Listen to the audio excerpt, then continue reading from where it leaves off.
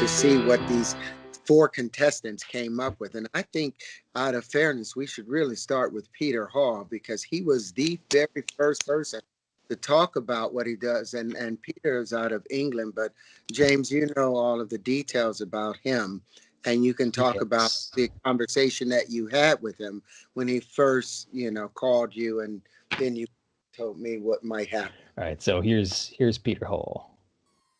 So I am back with the Omnicopter flying outside this time. So this is a vehicle that can fly in any direction and at any orientation. If you saw my last video, it's a bit of a closer up shot of it flying about indoors. So here it is with a bit more room. You can see it can move quite fast because it does have enough thrust to hover in any orientation. I've now fitted a little switch so it can in fact rotate on the spot while hovering. This is just in stabilized mode, so I'm controlling the throttle and the forwards, backwards, left, right thrust manually.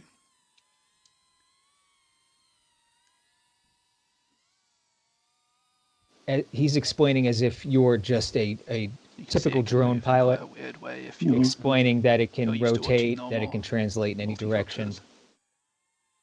He's just going over the basics of the nature of the craft. Because it's so symmetrical, it's quite hard to fly a line of sight like this.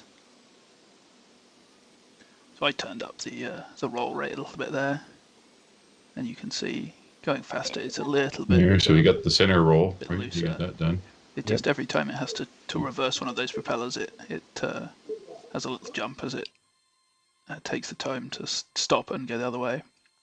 So that's now in loiter mode, so that's the autopilot is controlling. I did notice in his there's a bit of jogging when he goes over top of center. Gets pretty well it's the 3D propellers. In fact, it does because those motors have to start and stop in the other direction. Keep it in the one spot whilst rotating like that.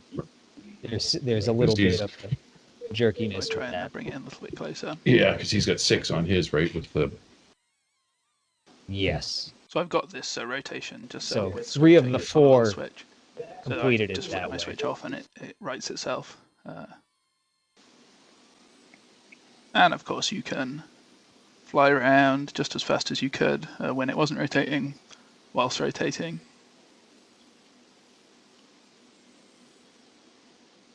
So And that to me is a fantastic display of the capabilities of the Lynchpin.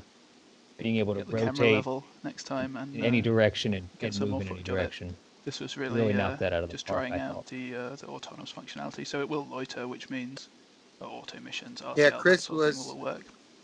When Chris first saw this, it was literally the expression of everything that we had been talking about. We were super excited, for his submission, but I don't even think that he submitted it. Didn't he just put it out on YouTube? No, he did. Yeah, no, that was the way he transferred the video was over YouTube.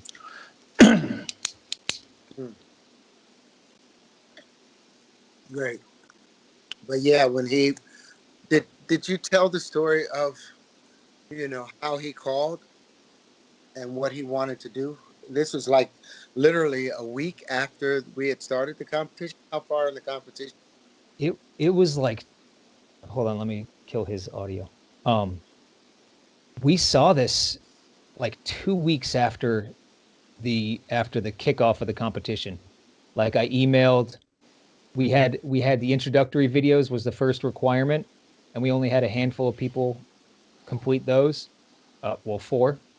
And he was not maybe 2 weeks at the most out from that initial date with this. And this is like his test footage inside of his house before he took it outside to complete the video we just saw. A couple of comments on that one. Yes. Yeah. Just kind of from a point of view of just flight testing and things like that, some things that I would like to see on capabilities at least. And that one was showing some of these things, but there was a lot of linear translation, but I'd like to see some circular paths, flying circles around things, for example, as well as, just the linears. it was a while, but he finally showed it, some of the XYZ rotation while he was on a vector. So they finally did that. And then he showed some rotation in all three axes while just still in a hover. So I thought that was a good capability demo. Like to see something that we call agility, which is the ability to kind of change an energy state. In this case, it'd be like to go from a complete stop, accelerate as quickly as possible to top speed, and then stop and see how quick it could take them to stop. So that's a demonstration of agility that can be translated into lots of different things. He was also showing a lot of linear motion, a little parallel to the ground. I'd like to see some more action in the vertical, and in even some 45-degree planes, from the ground. And finally, I don't know if anybody's done this much yet, but I did get to see a little bit of it when he was in his in that room inside the house. I'm interested in how these things can maneuver in a really tight space. So they'd be doing some slow, careful, specific maneuvering in some real tight spaces. But his capability, this one, was really, really good. Yeah. Well, I think the same thing. That's why his entry video literally inspired so many other people to begin to comment, because when we first started the competition, the attack from the community was visceral. It was, they felt as if I was asking them to jump to the moon. They thought it was impossible, to make this thing fly. They thought that there would be so much conversation between the engines and between the vortices that's created, that it would just throw it off, or the weight of the tips of the wings spinning around, how it would throw off everything. No one really wanted to have any faith in it. But once they saw Peter Hall's thing on YouTube, the list of comments was phenomenal. They were like, "This is the future." Here comes, here comes alien. This is alien technology. So I was really thankful. But one of the things that you just talked about, being able to maneuver in a tight and small place, I think Chris Moulter, his really demonstrated that. This was our second entry, the second person to complete this. And James, maybe you can talk about who the good doctor is. Yeah, Christian he's an aerospace engineer. He's got his PhD in aerospace engineering, probably a couple of other things, but his talent and his sense of humor really, I adore him as a human, and his spirit and creativity definitely come through in his entry video. It'll be a shame if we can't hear the sound, because his voiceover is fantastic. He does a great job of using a bit of humor in his narration of the entire process, like from discovering the competition through creating the elements that he used. I mean, he has a CNC machine in his bedroom, and he has footage of him just actually like milling the parts and trying again. It's a very interesting process to watch him go through, but also a lot of fun. We didn't get Vince's perspective on the on Peter Hall's entry. And mind you, we'll be able to edit this and really tighten it up for what we want to say. But what was your thoughts on Peter, from your perspective, from the moment that you had learned about from the potential of the Lynchpin, and in an association with people you've talked to about its potential and what you saw in Peter? I thought Peter's demonstration, the whole presentation of it, was the way he manufactured, the way he put it all together. I'd like to find out a little bit more about that, the composites he used, the batteries, and stuff of that nature. How much does it weigh? What's the payload of it if it was to carry something? I'd also like to know what I'd like to see it go in that vertical plane from stop to start, and see what that PID loop would be. Would it stop immediately?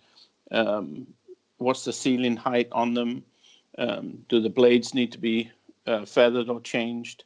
I'd like to see almost not a somewhat of an obstacle course, to see how agile these things are and how controllable the center linchpin can be under really good controlled circumstances. Weight and balance, the stopping and starting, the round, like Brett was saying, going round in circles and turning at the same time, going around in circles, maybe triangular, coming under something, up, overstepping steps, stuff like that.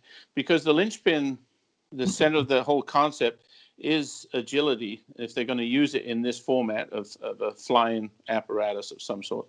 So it's there. I think the interface, because in my mind, I see a whole bunch of these together with software written that you can, write the software and have it stop and change and then do certain applications and then come all back together again through a software platform.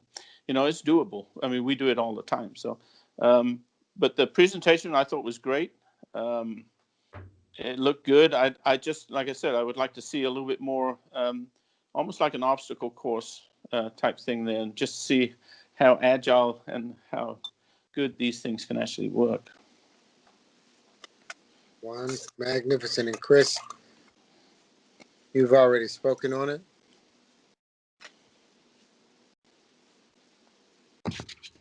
Yeah, I think he did a good job on the build, and the flight demo was a good job on that as well. He caught the rotation over his top center, and like I said, it did jog some. So, and he did use the bi-directional props, and he used 6 as opposed to 12 as per the original specs of the contest, right? So, yeah.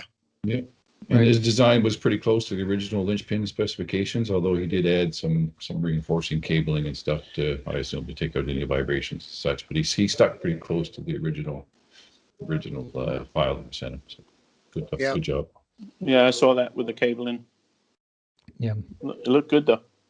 Everyone sort of, the one thing you'll see is that everyone solved different problems like that differently. Peter used the cable, and the other 2 gentlemen, or the other 3 gentlemen, solved that same problem slightly differently. Some with structural changes on the inside of the geometry, and you'll see how young Kevin solved it. So it's interesting. And the one thing I do want to note as we go through the rest of these clips is a lot of everyone faced either environmental or, how do you say, political COVID. or legal. Yeah, COVID. There was this took Sure. place under, especially for our European friends, under fairly strict off and on rolling lockdowns. So that in addition to the fact that it's an incredibly difficult thing to fly line of sight. So they had just enough time really to program it, like overcome the software hurdles and then the physical hurdles of the construction of a viable frame, and then the demonstration, all in a what I would consider to be just a razor thin timeline. So that's the only thing I want to just kind of keep in everyone's mind as we see the rest of the demonstrations, is that to do any of this, I believe, in the timeline they were given is nothing short of miraculous. And I do have a fair bit of faith that given another few weeks or a month or so, to gain proficiency in operation, I believe that they would have been able to pull off all of the maneuvers. I think that if you look at the ingredients, like the little maneuvers here and there, you can see that they all do add up to a lot of what we're talking about, though it might have been, more of a nervousness or just a fear of destroying the thing they were building that may have kept them a little more on the reserved side. I mean, definitely operator interface. It's going to be different from each one. I'm interested in the construction of it a little bit. Said something I thought was pretty insightful there. There were 2 things that kind of came to mind. One was that these guys had a real tight timeline and they all met it. So, that speaks to the fact that these guys are all fairly proficient at what they're doing. So we may be able to take that a little bit off of the table as far as a competitive advantage one way or another, since they all met the timeline. So that's good to hear. And I guess, the other one might be that they were able to make it do almost everything that they were told to do. Some people went a little above and beyond. Like I never got to see the one with the 12 rotors, but I think we're going to see that one today, right? Yeah, that's that's right after. Wow, that's kind of if you think back when there was the YF-23 and the YF-22, they were doing the fly-off competition. The YF-22 won that because they went the extra mile and launched a missile, supersonic, and that wasn't part of the requirement. They just kind of went above and beyond compared to the other team, and they were picked for that. So that's another thing that I'll look toward. The ability to solve certain problems using different methods. I guess we'll see that a little bit in a few minutes, and James will probably point that out to us. So I'm looking forward to that. And one of the things we should note about Peter, part of the competition was to turn in the programming of the software for the flight controller, to the competition. And, but he released his open source, even after we spoke to him about that. But he did something else that was really beneficial to the rest of the competition, and it was almost a democratic way of approaching competitions. He did put 4 videos together on how to build a linchpin, showing everything that he did in the middle of the competition. And what was great is I remember a couple of the competitors, before they had saw his videos, they were like, does it have to turn over completely, or can it go side? And they saw his videos, and then they went and utilized some of his stuff. Like he used a GPS, and as a result, they utilized the GPS and, really improved competition. So, he's a bold cat, and truly one of the smartest ones, because he jumped out and did it before anybody else was able to do it. And I got to give him credit for doing something like that, But why don't you introduce Chris Molter? Yes, this is the good doctor from Germany. Yeah, but if we don't even hear his sound, then we can edit and put his thing here. What we could do is, they've all seen it before and may be able to comment off of it, or maybe they can watch it on some other system that they have, just for a minute to Okay, I'll scroll through the video, and if you want me to pause or stop and then make comments, anybody here, then let me know, and I'll hit the pause button. We would need to be able to hear it from staff. How do I share? Let's see. We can see it. Let's do Skype. Audio, video.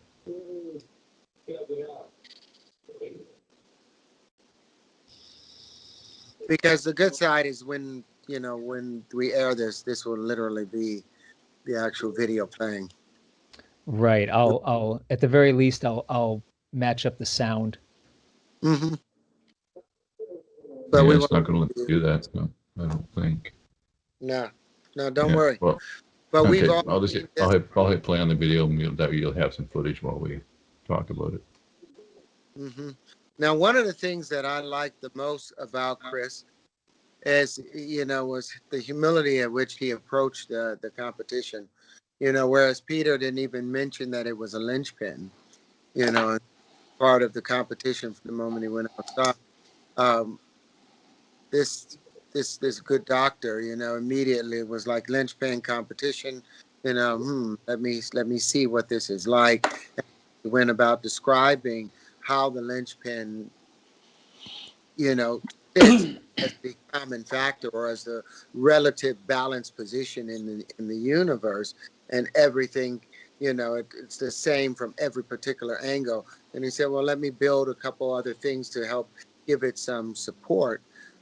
But he went into it and thoroughly explained every aspect of it, and the landing on the counter, when he rode in there and landed it on the individual counter, that made a big impact to how I saw things. And this is what Vince was talking about, the actual construction of it and putting the hands together. And he'll actually describe what he did with the programming of it and having to add stuff. But he handled all of those little bitty things. But then the biggest thing, he added the camera to it.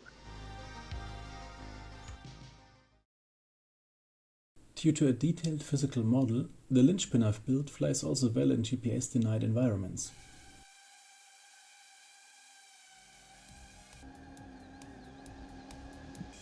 But here, you're going inside, nobody's panicked. Now, I've never flown a drone before, so I don't know how difficult it is to make a drone fly in all orientations. If I'd ever flown a drone before, I would have probably said you can't fly a drone in all orientations and you can't possibly land it and do the things that you can do with this. So that becomes a great benefit a little bit. But I love this.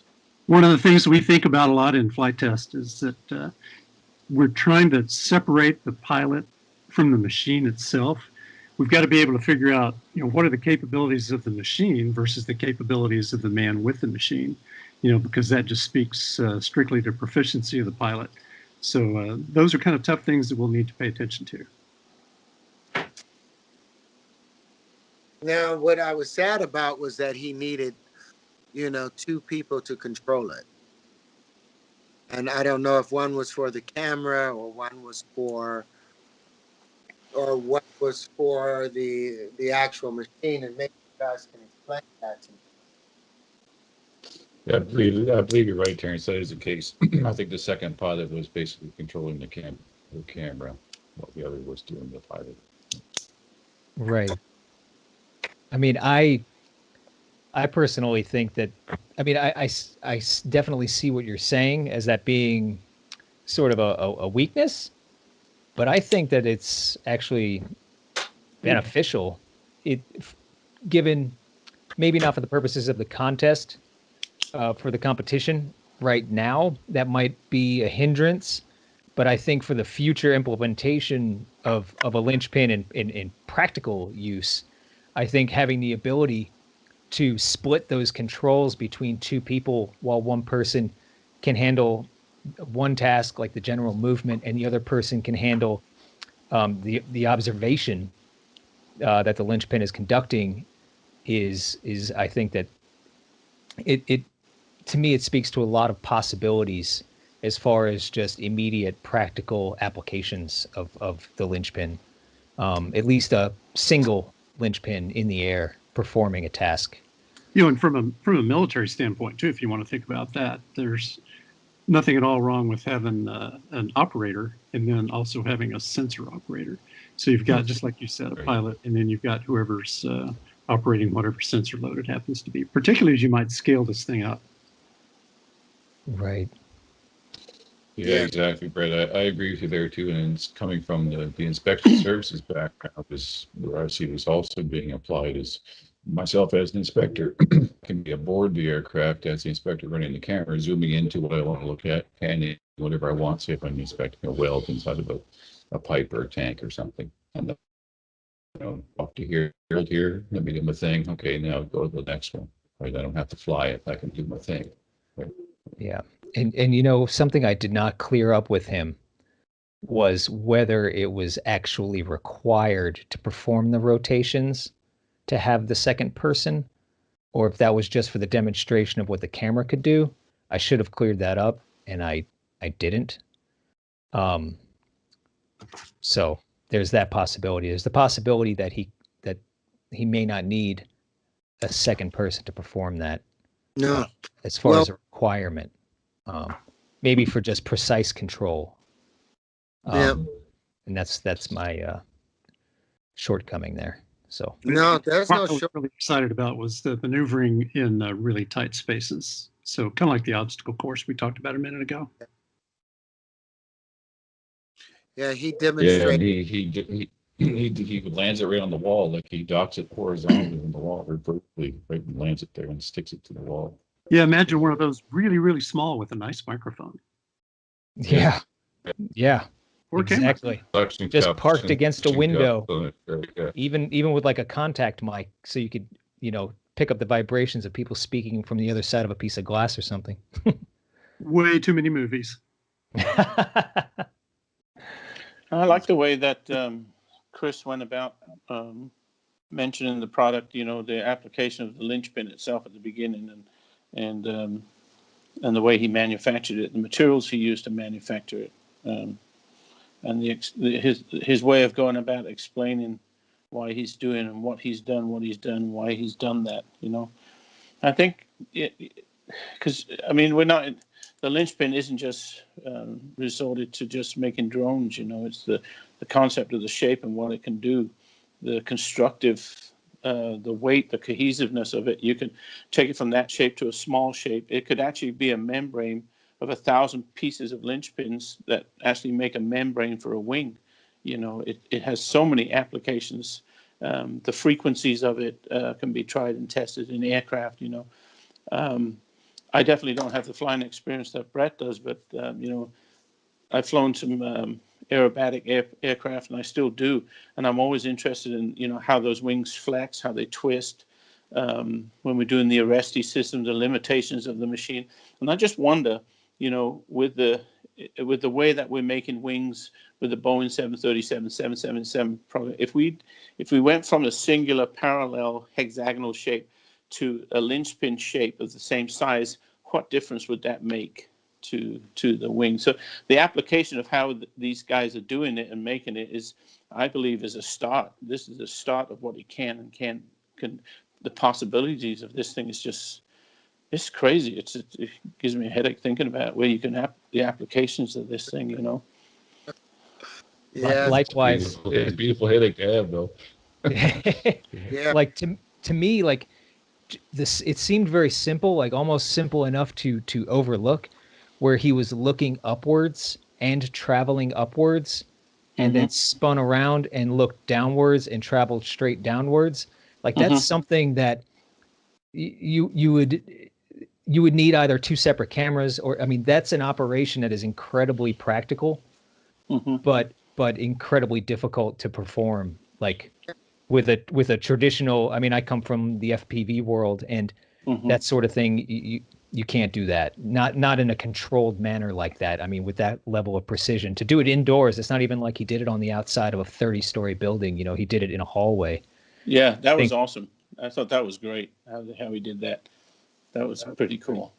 Yeah. Now keep in mind, each one of those four quadrants, in the apex of each one, you have the potential to put a separate camera in either one that will not interfere with the perspective of the point of view, by the frame itself, or you can put it on the actual vortices that you see and be able to see, and maybe that systems operator and the sensor operator, would be changing the perspective depending on the direction you're going in. Or I believe you can actually program that directly into the Lynchpin so that whatever direction it is going in, that's the main thing for the camera. But the operator has the potential to see in either one of those 576 degrees of aperture that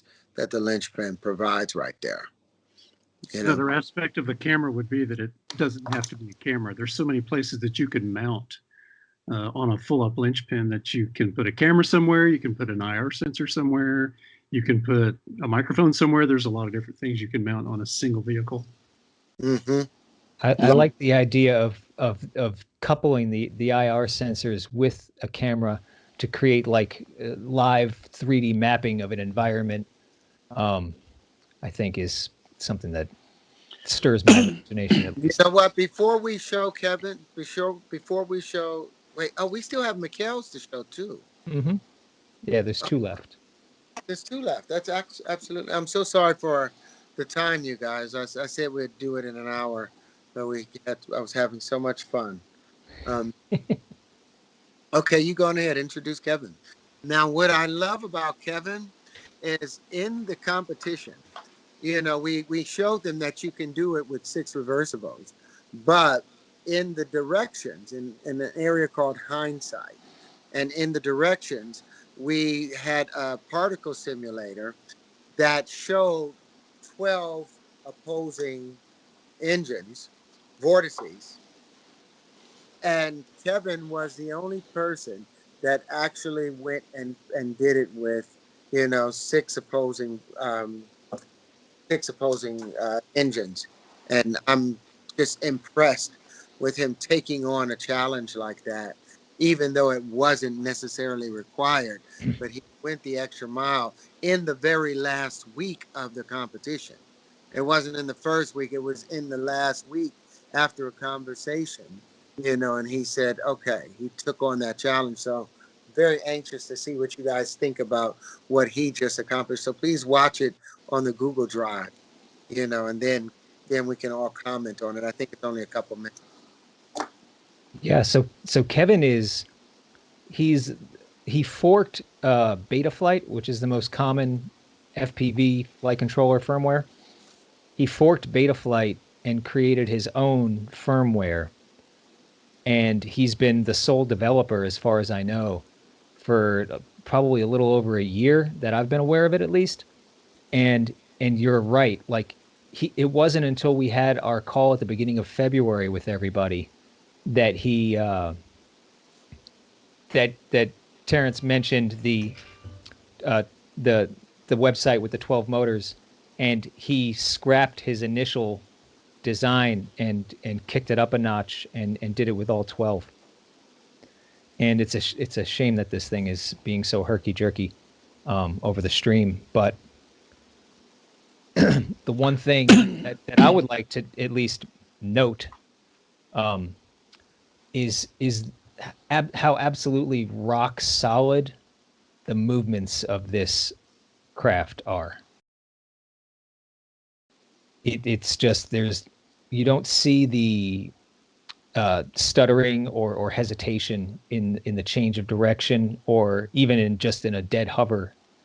It is just rock solid. And it's a beautiful display of the concept, because up until his entry, the 12 opposing motors were just a concept. It was Chris's particle simulation and the theory that it would work. But Kevin proved it. I thought it did so beautifully.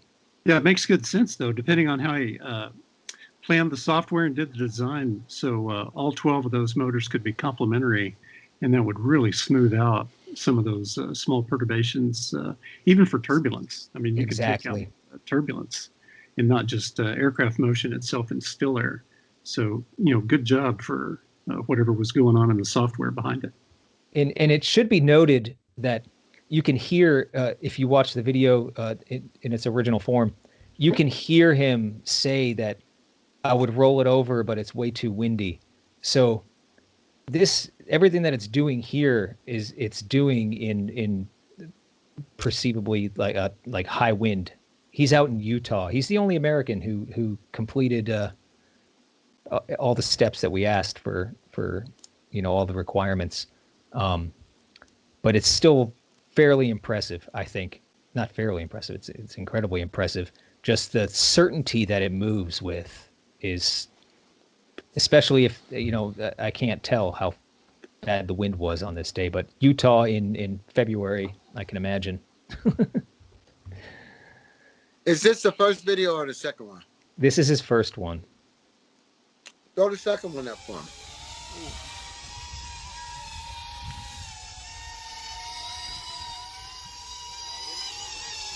Oh.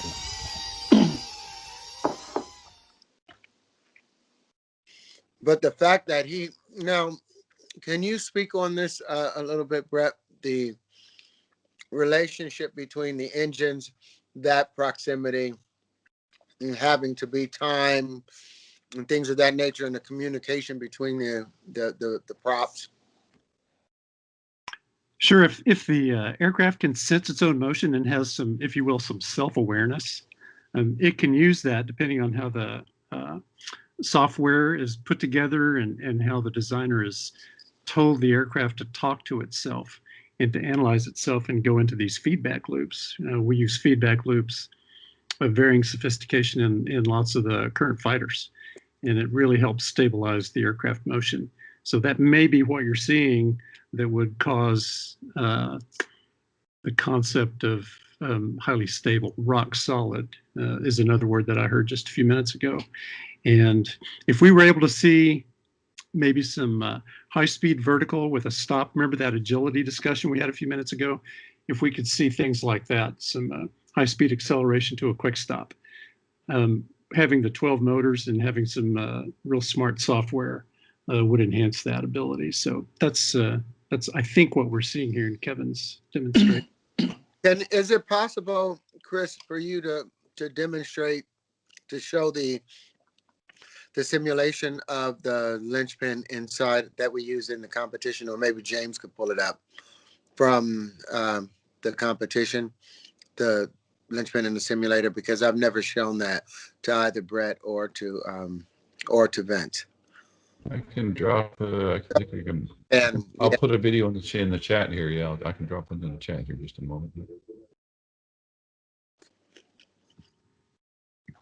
But in this video, it was one of the things that assured us or gave us confidence that it would create stable flight, because what it ended up doing, Chris can explain it.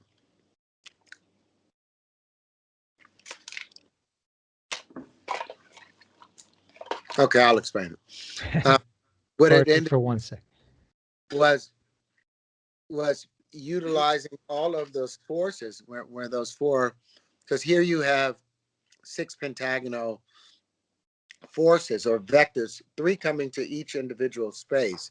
And when those 3, even if they're contractive and pulling together, when the 3 of them come together, they create a magnetic field, a negative discharging field. Now, oftentimes you would think that would interfere from side to side, but that's what everything does inside the universe. And in order to have any expansion, that is the result of 3 contractive forces, 3 sets of fifths that come together. And that's what the geometry of the Lynchpin end up demonstrating.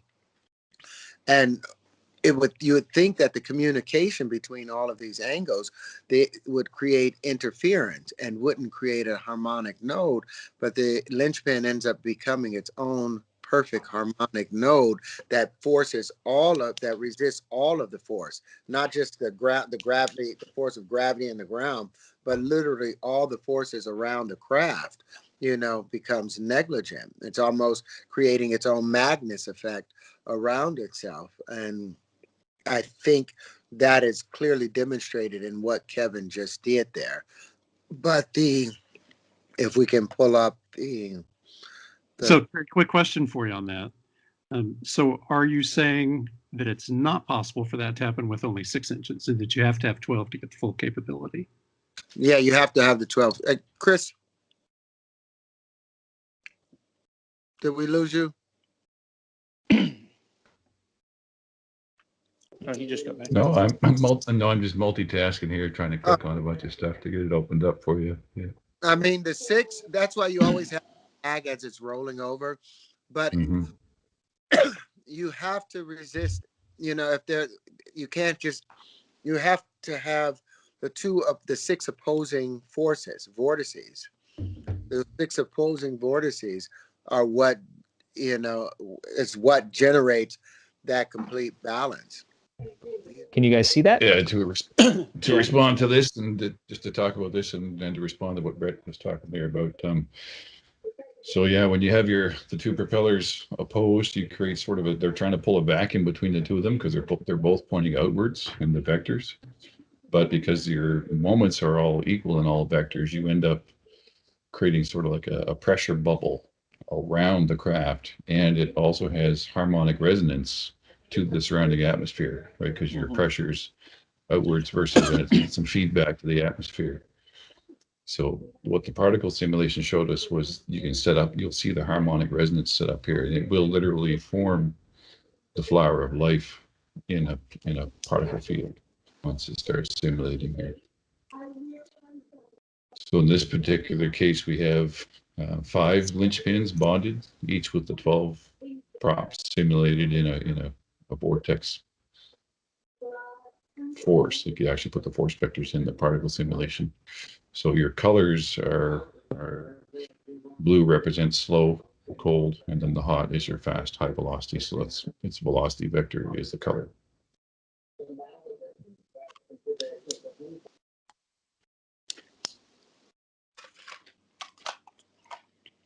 Disgusting.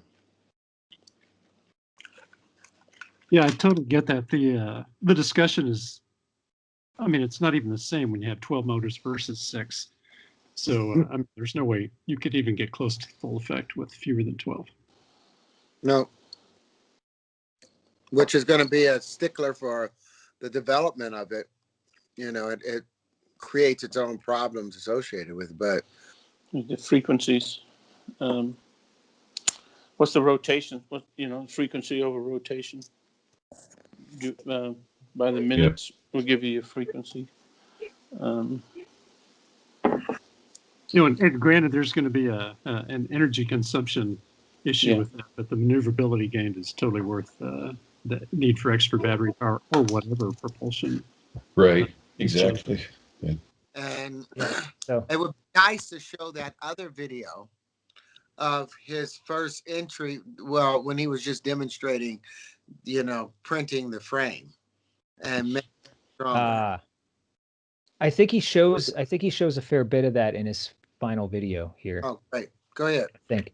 And I'll kill the sound if it's problematic, but I'm going to try it with the sound on and see if it works.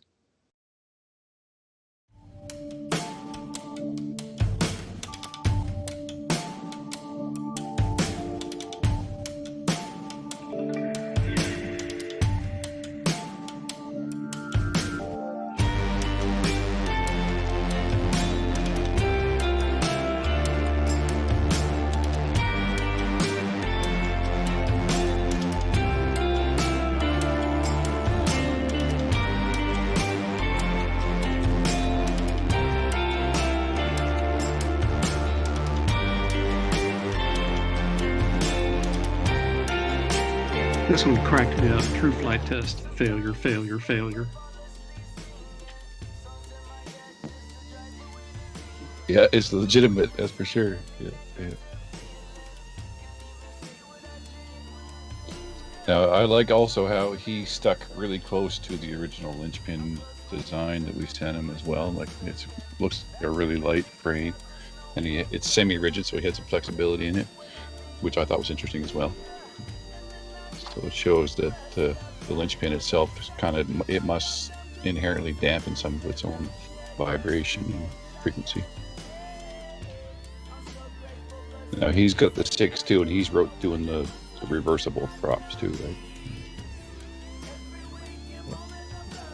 Everybody but Kevin, with the exception of Kevin, used the bidirectional propellers and motors. He was the only one to venture forth into where the potential of absolute failure and not enough time, to reach the entry date. Yeah, he did step out on quite a ledge because it was just a few weeks between the time we had our call with him, where you showed him, we went through the website with him. And he just took it on, and he didn't say anything for the whole time either.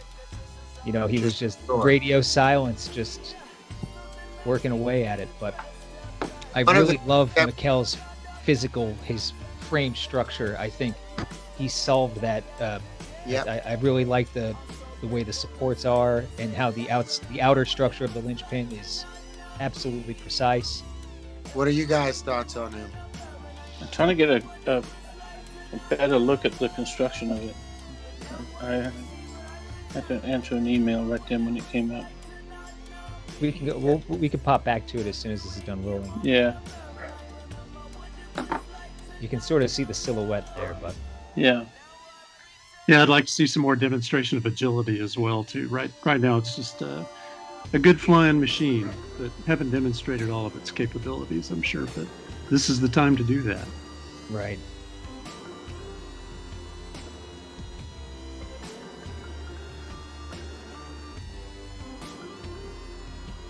Let's see. Yeah, I think it's going to be hard, Brett, to decide as far as who's got the best flight demonstration, because like Chris did I like the design of that one. Yeah, And Chris did the docking, and he did all the proper rolls and everything, and he did a circular, and then he did the orbit around the other drone, showing that you can maintain a focal point. So from a cinematic point of view, I think Chris's kind of took that one, but on the other side, Kevin had the 12, and it showed that it's actually more stable. So I'm kind of torn between those two at the moment. That's where I'm at. and he has these, which are easy to miss, but I believe these are sort of like mating points for other linchpins. Yeah, and I thought silk landing guys. feet too, right? It keeps it off the ground a little bit, so your props don't hit. Well, right. Maybe both. Yeah. But it's a brilliant design. And this is I just want to rewind this part because this is, to me, was so impressive when he sent this clip over of the drop test. There's like one point where I won't go frame by frame, but there's one point where it's at its most, the impact is at its hardest, and the frame just flexes almost entirely outwards. And that's 3D printed. Imagine if it was made of, I mean, that's like a consumer grade 3D printer. Yeah, consumer grade plastic. Right. So made. It's I thought it was interesting. I thought it was. And that one actually gave me a bit of a design inspiration too, Terrence. We didn't really talk about, but in the event like where your joints are in the frame, if you made them semi-rigid and then had the rest of the frame rigid, you could actually kind of be prepared for those types of impact. Give it a bit of flexibility, right, to take on impact, like a crush zone in a car, for example, right? But it would recover. Design changes that would have to go to based on sizes. So some of the very, very small ones might be a little different than some of the very big ones. Yeah. That's the thing too, right? The smaller you go, your Reynolds number changes, and then your characteristics are totally different, right? There is a limit there too that we were talking with Dr. Chris. There's some limits on that, and I think it's worthy to note that Dr. Chris's PhD thesis is actually on drone technology applied to atmospherics, and the Lynchpin solves that. One of the problems he's trying to solve in his thesis is solved by the Lynchpin, where they can fly in like a grid, and basically the voltage resistance for them to maintain a stable position can be translated into wind speed, right, coming at the drone, and then you can use that to map your atmospherics and create wind roses around wind turbines, which is what his thesis was on, how to map wind fields for wind turbines. Yeah. I'm also with you. I'm pretty high on the good doctor. You know, his agreeableness, likability. Because remember, the main part of the competition, we already knew that the Lynchpin would fly, and we could use any software that's out. But the main part of the competition was to find the people that were out there that would have a passion for this, that the geometry would speak to them. Because you got to remember, all of this comes from sacred geometry, so it has a voice and it has spirit to it, and people are going to resonate with it. And I was hoping that someone out there would resonate with it, or enough people to where we would be able to continue building our team. Because right now, as it stands, these individuals are the experts at building Lynchpins. I've never built a Lynchpin. I've never built a Lynchpin drone. To use it as a drone, I've built so many Lynchpins. So, but these guys are the experts at building them as a drone. So why not build the community from the people that's already shown a passion and shown an intuitiveness, and have been willing to take on the risks associated with this. The fact that only 4 people out of the entire world, and I believe how many people did we send the kit to, James? I'm not I'm not sure how many people have purchased the kit, but I can No, tell you that at least 25 people showed interest immediately. And out of those 25, these were the only 4 to get to the end. yeah, and 1,500, if I'm correct. We sent 1,500 Oh, in the quad box. I'm in the not sure. I'm not to sure. out to the community. Well, that's what I was told. I know it was a large number, just to give people an opportunity to see and witness and feel the Lynchpin. And then from there, hope to inspire them to other works. And these are the only people out of all the people that are interested in FPV that entered the competition. So, I believe the spirit actually called these 4, to this place, and you're guided and directed. One of the things that I've learned in working with the Lynchpin, one of the main lessons to my team has always been to always follow the geometry. When in doubt, follow the geometry. And the geometry never misleads you. And that geometry is what I believe has drawn everyone together now, because we're still here because of the potential. So I think because Kevin accomplished the biggest task, which was those 12 motors, in my book, he jumped the highest on this turn. But then again, Dr. Chris, his jump was the prettiest. And he allowed everybody to see what he saw. And he explained what he saw. So there's another thing that he solved that Kevin didn't solve. And at the same time, with what Mikkel did, that was magnificent. That was by building that frame, and improving on the frame. So they all worked on different aspects of it. Peter's was the fastest, but I would give it to Kevin right because of the 12. So is our objective today to come up with a winner or maybe a rank order? Because in the last 5 minutes, I've rank ordered these guys. Okay, Let's hear it. Are you sure? I'm Do sure. it. I kind of done this. I kind of done the same. All right, so I got to get on video to do this. So here we go. I go with, let's go in reverse order. I'm going to go with Peter as number 4. I'm going to go with Michelle as number 3. And runner-up is Christian. The winner is Kevin. Wow. Same. I got. I have Peter, Caleb, Kevin, and then Christian. I like the application and how the obstacle course type of thing that he showed and did and allowed us to see that. There was just something special about the way that not only his understanding was very clear through the whole path, but the application of the process was there for me. He explained it to me, and I, like Terrence, have never flown a drone. I don't know anything about him, but I felt like I understood what he was trying to do there. Kevin with the 12, I thought that was a definite step over the hurdles that no one else went for, and definitely had weight there, and it was a great design. Caleb and Peter, they were very similar in their process to, I did like the 3D printing application of it. That was kind of cool. I would have liked to seen that one being printed. But yeah, I think I have Chris first. Can I do a reattack?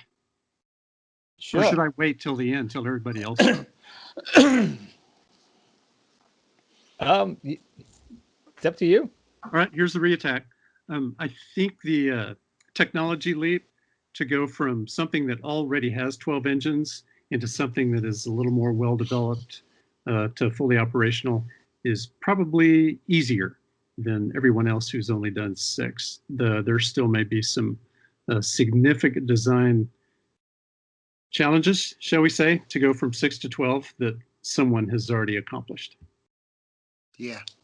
Mm-hmm. Right. And that's why I put him first, because like I said, it was nearly a toss-up between Christian and Kevin. But going to 12 knocked it over for me. Yep.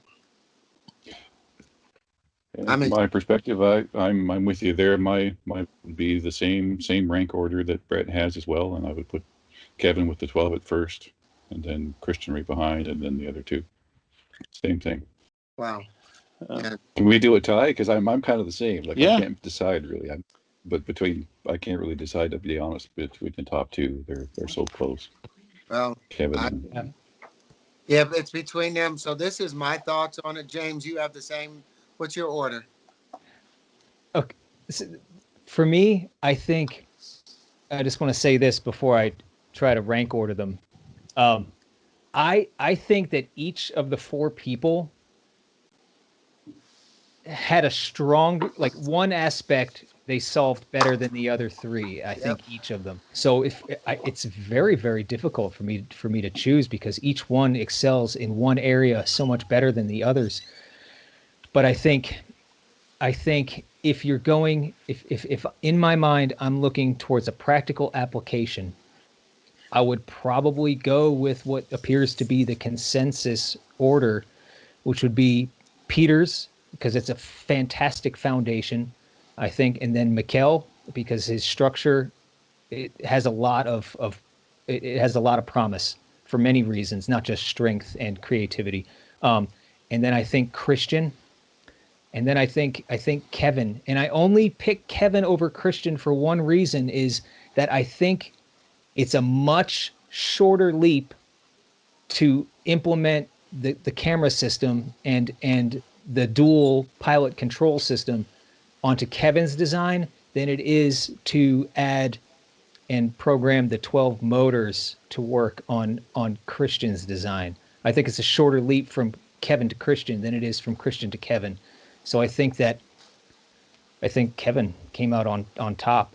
I think it's not easy for me to say that out loud, because I've been hoping for the last month that I didn't have to say that out loud to anyone, because it's not easy. That's the truth. That 12, that he did it. He did it. But all of them actually some greater portion. So is that 5 contestants with Peter? It's Or- four with Peter. So we have Kevin, we have Chris as number 2, Mm-hmm. we have Mikkel as number 3. Yeah. Number 4, becomes Peter. Well, I'm going to give the first 3. I think all 3 of them, because of what they accomplished, I think they all should receive first prize and split that first prize. I think they all should receive $25 for what they accomplished. I think it means a lot for what they accomplished. Can you guys hear me? And then I believe the second prize would have to go to Peter, but I'm not certain, because of some of the things that Peter did, if he should still be allowed to compete in the one of the main reasons for the competition was that flight controller. And I believe Chris was on the call when we tried to, talk him into following the competition. And he was pretty strong about not following the competition side. If you remember, well, James, you were on that call as well. Yeah, he's a very strong advocate for the open source projects. Yeah. A lot of the minutia of open source and GPL and all of that go way over my head. I know there are rules and that must be adhered to when using an open source project. But I can't say for sure that he had to, based on those rules, or not, or if that was just a step that he wanted to take. Well, no, we had a conversation with him, and everything short of pleading with him. not to release it before the competition was out. Yeah, that's Yeah. how I. Terrence, you read it. and I have talked a little bit before about, not giving away, all the secrets. Yeah. So I would almost say that putting things out there for open source is borderline disqualifying. There's some things that are going to happen to this program later on, I forecast, that's going to require everything to be super close hold. And software is probably the most important part of that. So, no. Yeah, that's what I feel. He disqualifies himself from the competition, even though he was the first one to get there. And, maybe the arrogance of putting the stuff out there, it really helped everybody else. But I think it hurt him in that regard. I would love to continue working with the other contestants. I really like their spirit. And let me just pile on to what you just said. It not only hurt him, but if we continue to use something that was sitting out there open source, it would eventually hurt the team. Yes, completely. And we couldn't trust him inside because at any given point he would release everything that we work for. So I don't think he'd be qualified, based on those steps, and looking at the contract. But I think the other three should all receive $25,000 and share the first prize. What they brought. Now all they have to do is I want to send them here so we can see fly. Know that they really work, but we've got 3 first place winners. That's beautiful. That's beautiful. That's I can't even think of anything to say. That is gonna be. They're gonna be very happy. They're gonna be very, very happy. Yep. So I'm happy. That's amazing. Thank you guys so much for taking the time to get on here and do this and to judge these individuals. I mean, these are really good guys, and they had no idea what would be the result. But look at what we punched through that wall of that they set up and said what was possible. We've shown them that the impossible is the reality. I think we continue moving forward from there. And I'm sorry to all the people that didn't listen to Vince when he brought the Lynchpin to him years ago. AT&T treated me the same way, but they basically told me never to come in that door again with a Yeah. thought it could benefit them. Yeah, it's like so many other things. You've got to catch the vision, and 4 people caught the vision, and one guy really caught the vision. So I think that's spectacular. This is one of the best judging things that I've ever had the opportunity to participate in. And looking forward, oh my gosh, I don't even want to think about where this is going to go. It is going to be just flat amazing. Yeah, we're moving, and we're going to move at jet speed. What you guys are about with jet will absolutely blow your mind. Maybe you guys will feel like you're in the T-30, like I was in. That's that experience will only be topped by being Dr. Lynchpin. Vince, thank you so much. You're one of the busiest men I know, and I love you so much for coming and you helping us in doing this and for being a part of the way you've been a part. It's my pleasure. Thanks for the invite to join and meet all you interesting people out there and same vision, and I hope I can stay a part of it. It's been a real pleasure for me. It's been a 3.5 to 4 year journey for me. So squeezing it in between flights and traveling and stuff like that. It's been a lot of fun. It's really cool though to see, and I think that's a very generous, loving thing that you just did, Terrence. Well, I think that we have room and much need for a materials engineer to make this thing a reality. Since we talk about frequency,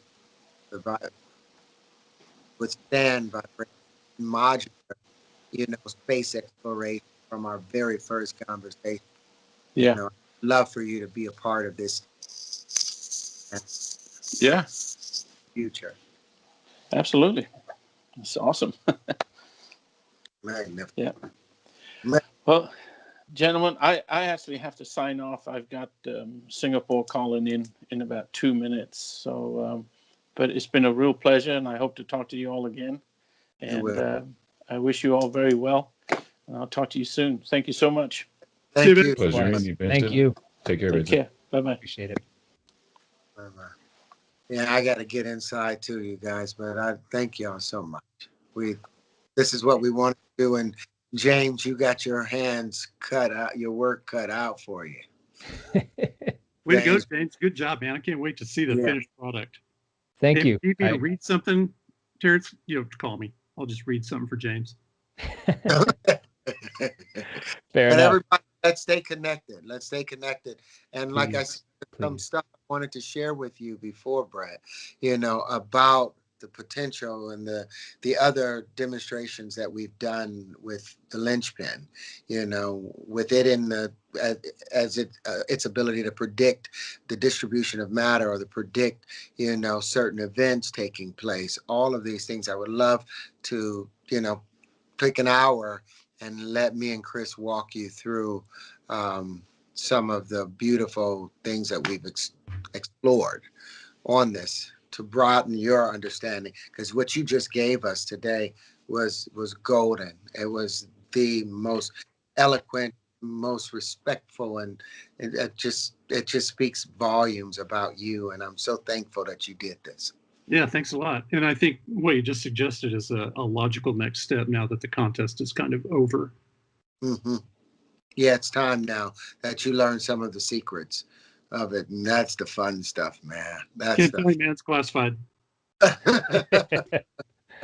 I feel like I'm sending my kindergartner, my child off to the first day of school ever. It's like this thing I've been like shepherding through the dark for the last like 4 months is finally like being passed on to the next set of hands, and it's exciting and frightening, and Ooh, I'm happy and so a little and a little sad, but it's very exciting, and this call was just wild. This is such a fantastic thing to be a part of. I'm so grateful just for this chair right now. So thank you. I'm so grateful for these new 3 individuals that I'm going to ask to be a part of what we're doing, because they all 3 tackled a different need. One with the frame, one with logistics, and one with the engines and the speed. And I think each one of them can really add to what we are building and building on, and they can build their own teams, because I know each and every one of them have their own teams that they work with, and we really can hit the ground running. But imagine the design when you combine all of these 3 guys. Imagine the design that can come out of that if they work together. They've never even met. I can't wait. I can't wait. Well, it's going to be crazy. Is they're going to judge each other. Mhm. They're going to watch each other's thing, and they'll judge which one, who they think should be declared the winner. I think all 3 of them are winners. Tomorrow, they're going to sit on a call and judge each other's competition. Cool. Yeah. Or we should just send them a video of everyone and let them really say what it is. We don't even have to go too far, but we could video them. It would be really nice to have a conversation about it. We could have a cage match. Mm-hmm. There you go. Just lock them in and say, whoever comes out. Give them an inflatable sumo those inflatable sumo outfits. Oh, how funny. But we have all of them watch it at their own leisure. Everybody's stuff. Everybody get a chance to watch it, and then we pull them on a call. That just another Skype call. Let me see if we can successfully yank Terrence in here. He's ringing. He'll pop in a moment. It's always there. He is. Can y'all hear me? Yes, sir. How are you guys? Very fine, thanks.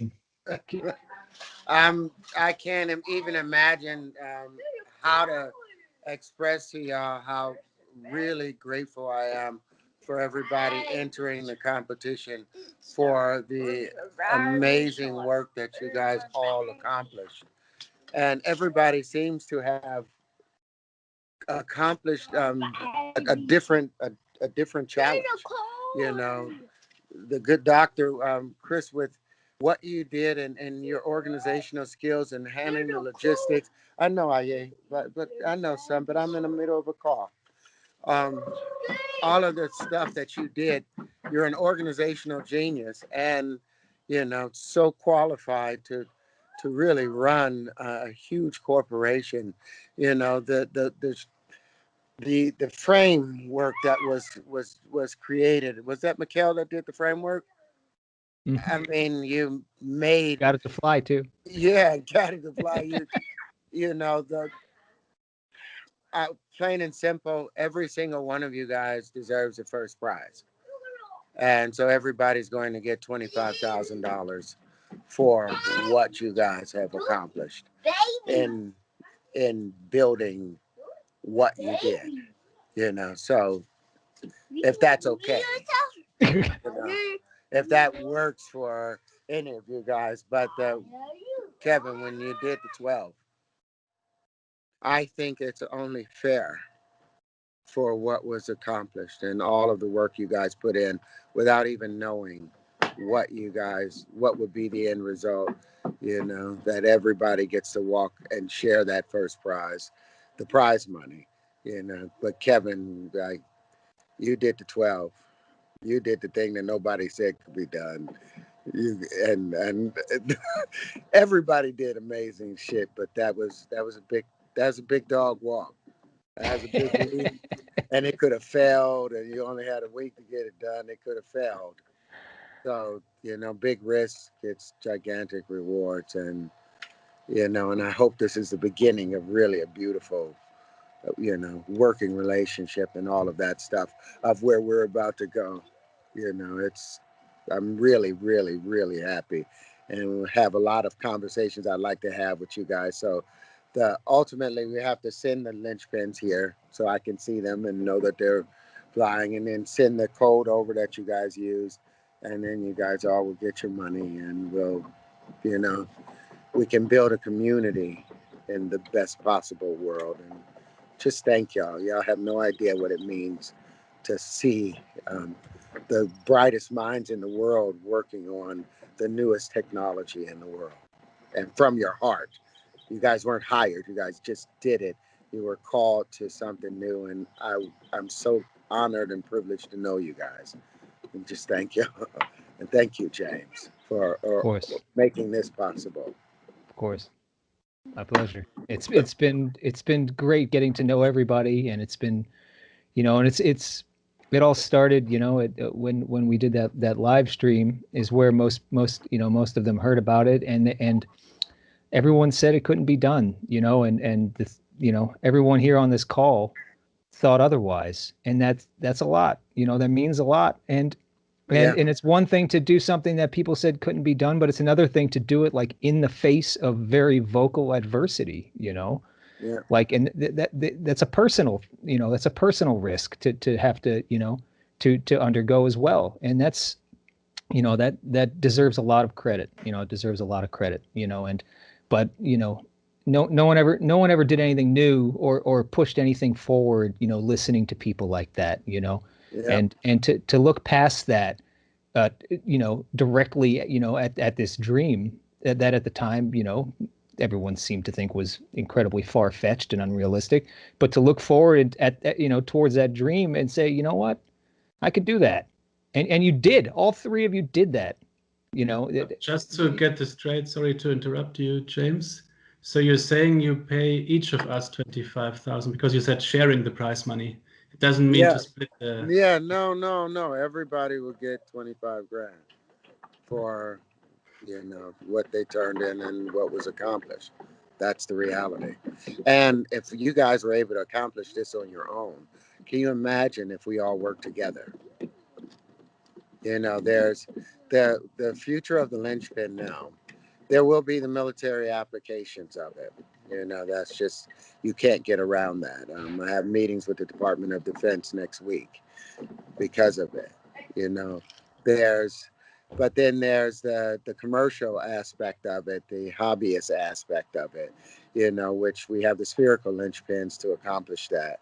Then there is the idea of turning it into starting since it's a new form of aviation, starting the Tangential Flight Corporation and making them large enough to replace the helicopters, moving them to put them into space, to mine the asteroid belt.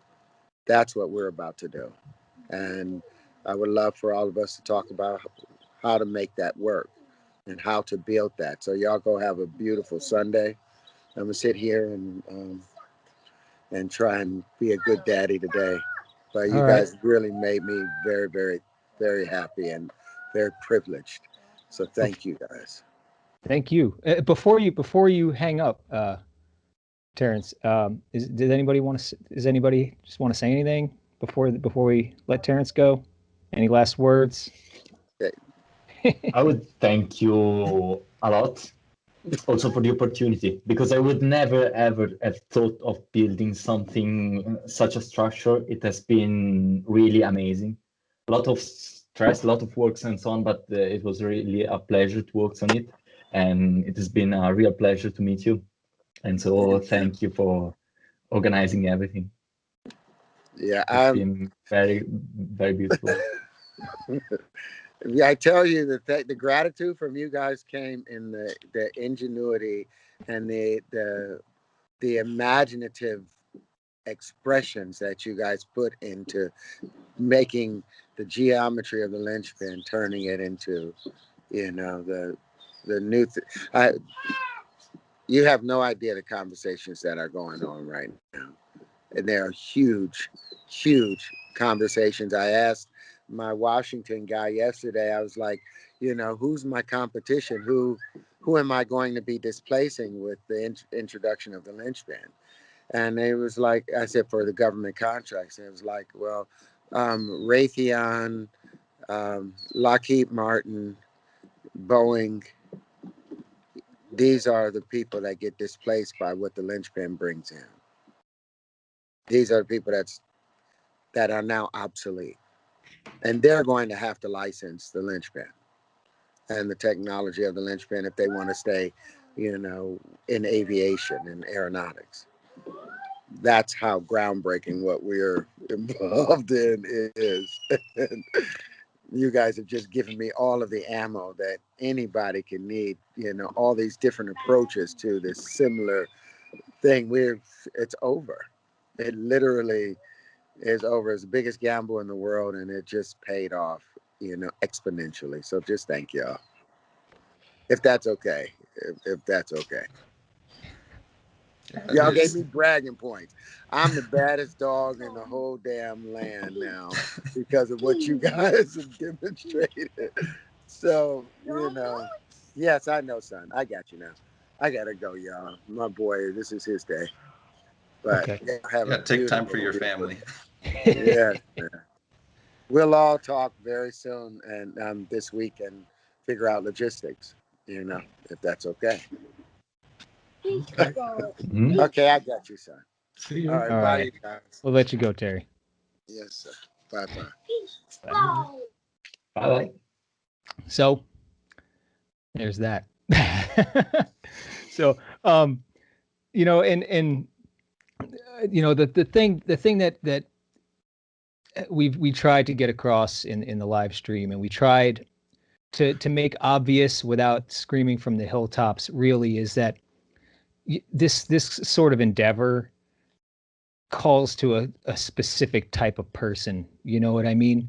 And that really was the search. The search, wasn't necessarily. I mean, it's nice to have 4 flying linchpins, right? Because as we mentioned, people said it couldn't be done. People said it was stupid, So it was nice to hit that mark and say, no, you know what, it can fly, and here's what it can do, and then to award, some prize money to kind of just as kind of like a just like a flare in the night, just like, hey, we're here, we have an idea, and we'll see who sees that, but really the goal was to find some people that are open-minded and adventurous and fun to be around, because Terrence, as he said, like really he's got the ear of some amazing people, and he really wants to see this move forward in a really big way, so it really was a search for you guys specifically as humans, more so, or at the very least as much as it was to find the linchpin itself. So you all have a It was wonderful good day. meeting all of you. And have a nice day or nice evening. Yeah. Have a nice evening. Thank your you very Sunday. much. Absolutely. And it was nice to meet you, Aaron. Good job. Yep, nice to meet you all too. Thank you. Yeah, of course. Take care, guys.